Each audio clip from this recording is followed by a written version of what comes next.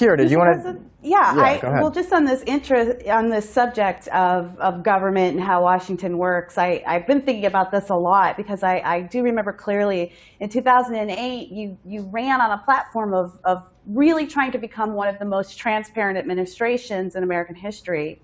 However, with recent leaked guidelines regarding drone strikes on American citizens and Benghazi and closed-door hearings on the budget and deficit, it just feels a lot less transparent than I think we had all hoped it would be. How has the reality of the presidency changed that promise? And what can we do moving forward to kind of get back to that promise? Well, actually, on a whole bunch of fronts, we've kept that promise. This is the most transparent administration in history. And I can document how that is the case.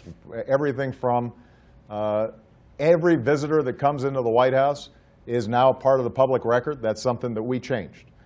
Just about every law that we pass, every rule that we implement, we put online for everybody there to see.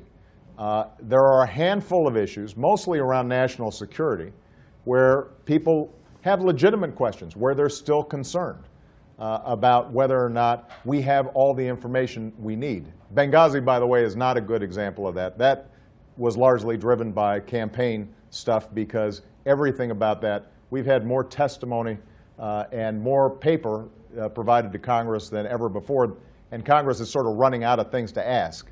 But when it comes to things like how we conduct counterterrorism, there are legitimate questions there, and we should have that debate. And what I've tried to do coming into office was to create a legal and a policy framework that respected our traditions and our rule of law.